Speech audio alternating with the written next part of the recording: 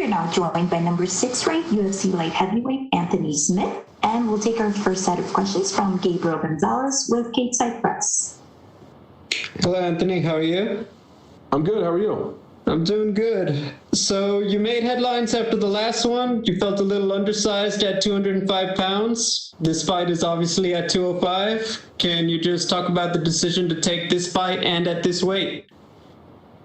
One of my biggest qualities and one of my worst qualities is I'm very honest with you guys, and I answer the questions that you guys ask right away without thinking about it. So obviously initially I was having some issues, at least thinking about what weight class I wanted to stay in and whether I wanted to go down or if I wanted to get bigger or whatever. And that was just my thoughts in that moment. Obviously after getting home and thinking about it and considering cutting back down to 185, I immediately remembered how bad that was.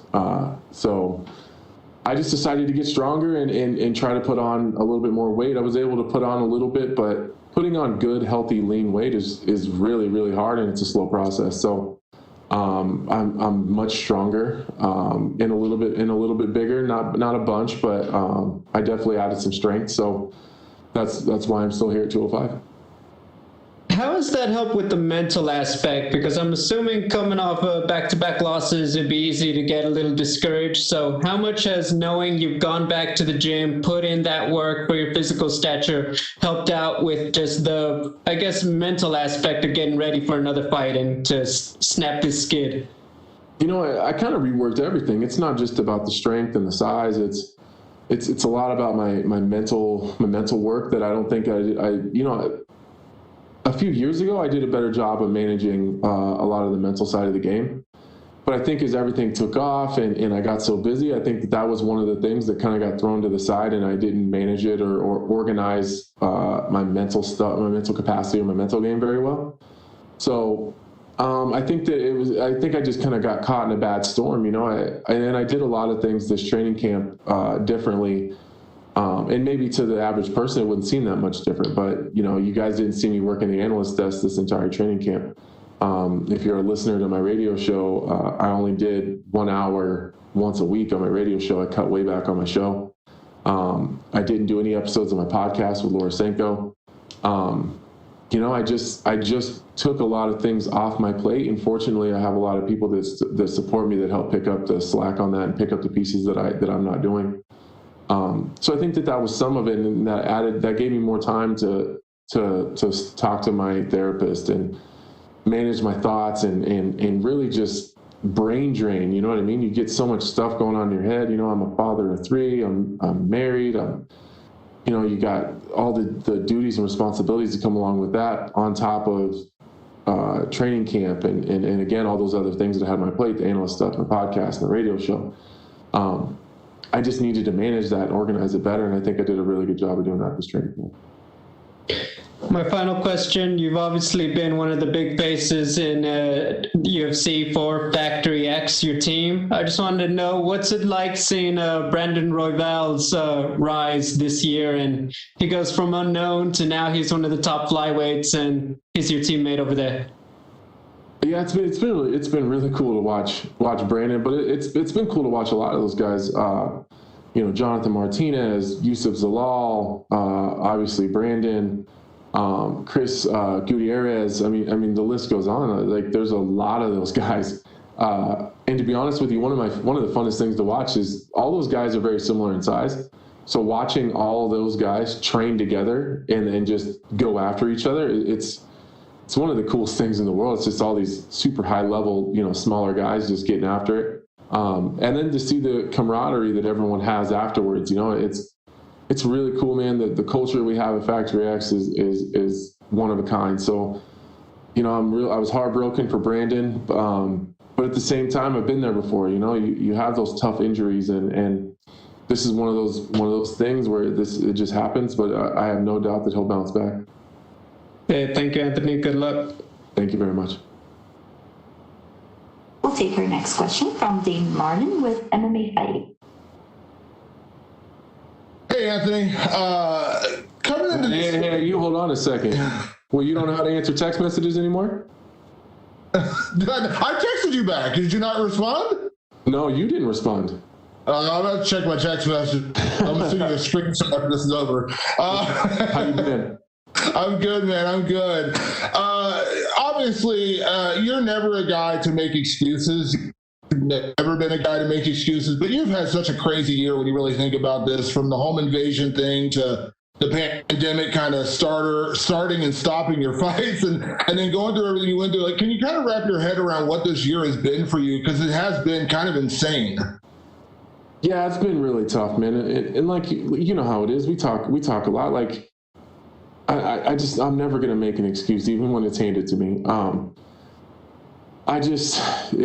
It hasn't been the easiest year I've ever been through. That's for sure. And you know, some of it's my fault. Maybe if I was, I don't know, maybe if I was more of a man, I'd have the balls to maybe pull out of some of those fights and know that maybe that some of those weren't the best situations that I should have been fighting in. But I just don't have it in me. You know, I just don't have it in me to say that I can't do something. So, you know, even going into the Glover fight right after the home invasion during the whole pandemic thing, my family's in shambles or whatever, like maybe it would have been maybe it would have been the more manly thing to do, to just say, hey, listen, like, I'm having some serious issues at home. I can't do this right now.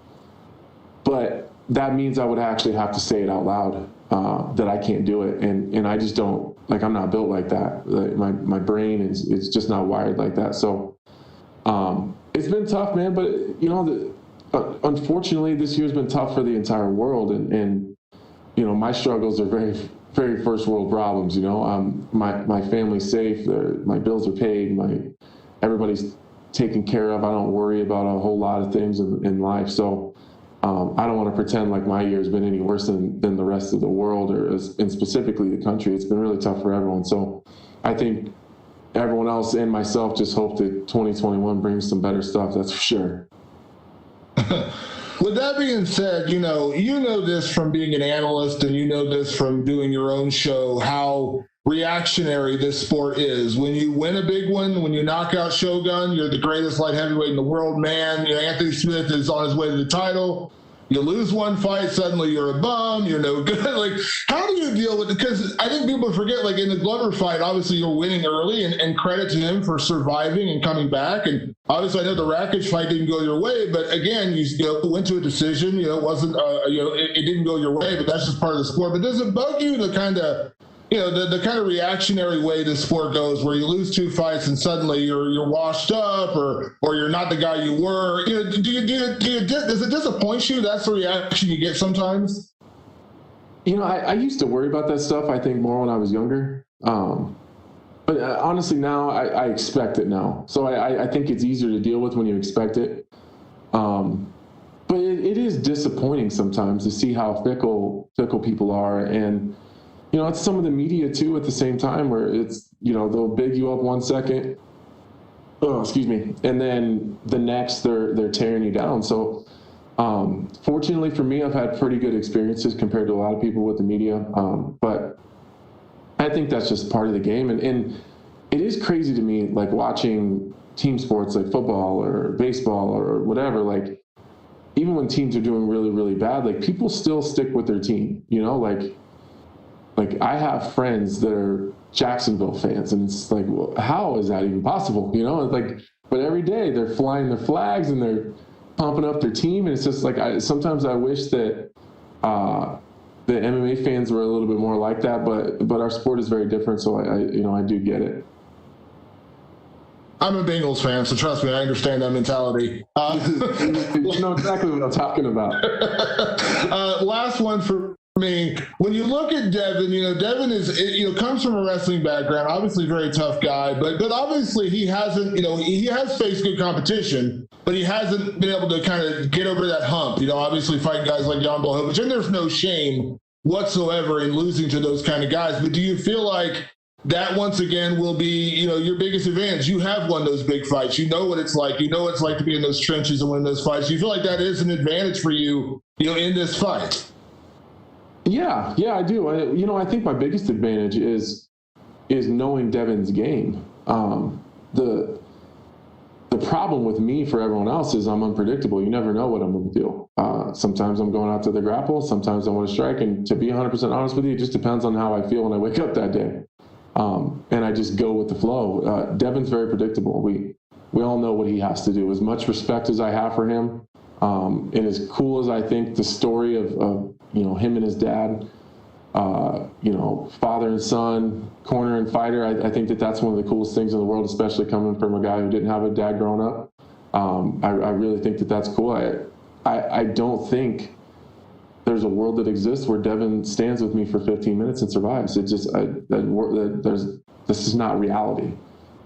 He's a phenomenal grappler. He's a phenomenal wrestler. The problem with him being so good there and not so good everywhere else is we know exactly what he needs to do to win. Alexander Rakic is a little different. I wasn't expecting Alexander Rakic to have his game plan to hold me down for 15 minutes, not posture, not punch, not pass, and ride out the decision. I wasn't expecting that. I don't think I have that issue with Devin Clark. Thanks, Anthony. Expect a text. Thanks, man. We'll take our next questions from Stephen Rocco with Fox Media. Hey, Anthony. What's up, man? How you doing? Good. It sounds like, listening to you talk about paring your schedule down and sort of focus more on fight-related stuff as opposed to non-fight-related stuff. It's been kind of hard for you to say, I can't do everything. Do you think a part of this has sort of been recognizing your limitations this year? Yeah, I think that's a lot of it, man. I spend 2 1-hour sessions a week with my therapist. Just, I guess, over the last, I don't know, really since I fought Alexander Rakic, just figuring out, kind of like you said, I can't do it all. I can't do it all, and I can't have it all in my cake too. I just can't. And we really talk about keeping the main thing. I love fighting and I love being a fighter and I love everything that comes with it. But sometimes some of the stuff that comes with that is it's the media side of it. It's the analyst gigs, which I love. I love being an analyst. I love coming to the events. I love talking to the guys. I love talking about them. I love bigging them up and maybe shedding a light on something that maybe fans wouldn't typically see and maybe drawing fans to that specific person. I love my radio show. I love all that stuff. But the thing that gave me all those opportunities to do that is fighting. And if I'm pulling away too much from fighting and I'm taking away from the main thing and I can't do that. That's what got me here. So I think just really managing that stuff and to be honest, I'm not too proud to say that I have so much stuff going on in my head that sometimes my head is spinning and I don't know which direction to go. And that's not just fight related. That's just in life in general. The world is a crazy place right now, especially. So, she's really helped me a lot. Just really slowing myself down a little bit. And like you said, kind of just realizing what my limitations are. So what gets you back to your current schedule on the UFC commentary desk? You're good at it and the opportunities are there. Do you have to get a win to sort of go back to the way things were, or is this sort of the new normal? No. I mean, I'm still getting, I got plenty of offers to work the desk, during this camp. I just with my obligations to my family and to my own training camp, I just wasn't able to accept those offers. I already have, two for sure. I already have 2 analyst gigs coming up after this fight. So I'm right back on the desk. I think that just during training camp, I just need to just delegate that time. Just needs to be for myself. It's really tough. There's been training camps where I've worked, 3 or 4 gigs during one training camp, and it's just a lot. It's just super busy, and then it takes away from the little bit of home time I do have. So it's not just analyst stuff. I do so much stuff, man. I'm like taking trips with my family. I'm riding my Razor. I'm going to the dunes. I'm going to South Dakota. I'm riding in Texas. I'm all over the place, and I just had to dial all that stuff back and just realize like the things that afford me the ability to do that and live the lifestyle I live is fighting. So I need to focus as much on fighting as I was focusing on the rewards of fighting. And honestly, it's been really comfortable. It's been a lot of fun, like really not having anything to worry about during camp except just being in camp. I saw you giving a message of support to Shogun Pua. What did you think of that fight? And do you agree with Dana's assessment that he should move on? Even before I fought Shogun, he was someone that I looked up to and an idol. I love the way he fights. I love the way that he approaches the game. He's crazy respectful, and it's crazy just being in a room with that guy. Like, he just has this weird aura about him that it's just, I don't know how to explain it, but whether I fought him or not, I want to see Shogun, as long as it's not against me, I want to see Shogun win every single fight that he's ever in. So, excuse me. It's hard to watch him lose. It was hard to watch him lose like that too. He said he had a really bad injury that affected him. I'm not sure. I will say, like, I don't ever like to like put that bad juju on people and say, it's definitely his decision and where he feels like he's at as far as retirement. Like, him and his team need to do that. But I will say that I don't want to watch Shogun lose anymore, and I definitely don't want to watch him lose like that. Gotcha. Thanks, Anthony. Hey, thanks, man. Take care. We'll take our next question from Patrick Burkowski with TVP Sport. Hi, Anthony. Can you hear me? Yep, I got you. Okay.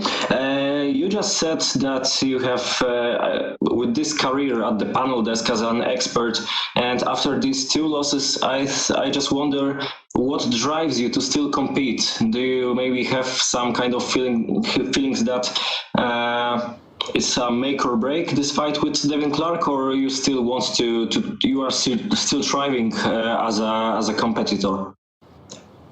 I'm still chasing a world title, man. That's always been my goal. The second that I don't care about winning a world title is exactly when I'll retire. I think I just got off track a little bit. I think that I just didn't manage stuff correctly, and it is what it is. That's how this game goes, and I'm not going to sit and feel sorry for myself. I'm going to get back on the horse and do it again. But that's what's driving me. If that was the only part of your question. That's it. I want to be a world champion. That's it for that one day. Even if I was to drop off the face of the earth for that one day, I would be the best in the world, and that's all I want. Okay, and the fighters sometimes say that you either win or you learn, right? And I'm curious, what have you learned from these last 2 fights? I learned a lot. I like to credit myself on being the guy that learns from any situation, but from the last one, I need to be more intentional for sure. I think I have so many fights, and if you combine my professional and my amateur career, I have like 73 fights. So, and I'm 32 years old. So it's a lot of fights, and not that, since I was 17. So I think that I get too comfortable in there sometimes, and I get really lackadaisical, and I think that I've pulled out so many late fight finishes that I just bank on, like, all right, I'll just hang out here for a minute, like I'll figure it out eventually. And sometimes I don't. So I think that we spend a lot of time this training camp just being intentional and not conceding. Sometimes I do concede positions with the intention of figuring it out as we go. And I think that's, I can't think of the last time I was in a position or anywhere in a fight that I was uncomfortable or worried. So I think that that's a big issue that I had to deal with this training camp. So that's probably the biggest thing. And just slowing it. I think I went the wrong direction. Like the Glover fight, I started off really fast and hot, and then I tried to fix that problem by coming in slow and lethargic, I guess, against Rakic, and neither one of those things fucking worked. So we're gonna have to just, I don't know, find a middle ground somewhere. Okay, and speaking of championship, we know that Issac Adessania might come up and fight for the title, and he just said that he's not going to play the game that many fighters that go up are doing, like bulk up, put the muscles and put some extra kilograms, and he said that he's not going to do that. He wants to fight, he wants to compete and to be at the same size, more or less, right? That he is right now. And you, as a former middleweight, I wonder, what do you think about this strategy? I mean, that's essentially what I did. I've gained, I don't know, maybe 3 or 4 pounds. To be honest with you, I've gained 3 or 4 pounds in the last 2 fights, but I'm about 15 pounds lighter competing at light heavyweight than what I walked around at when I was a middleweight. So when I was a middleweight, I walked at like 230. Now I walk around at about 215, fighting one weight class higher. So I don't have any problems with his idea of moving up and doing that. Okay, and if that fight happens, what do you think? How will it play out? Izzy and Jan? Yeah. Oh man, I don't know. That's a crazy interesting fight. I think the size issue is definitely there for Izzy, just because Jan is such a big dude. But Izzy's fast, he's accurate. I don't know. That would be a fight that I would have a lot of fun working, just because it'd be fun to really dive deep into those two guys' styles and try to figure out what I think is going to happen. But honestly, just sitting here right now, I have no idea. Okay, thank you, Anthony, and good luck on Saturday. Hey, thank you. That's all the time we have for you today, Anthony. Thank you. Thank you.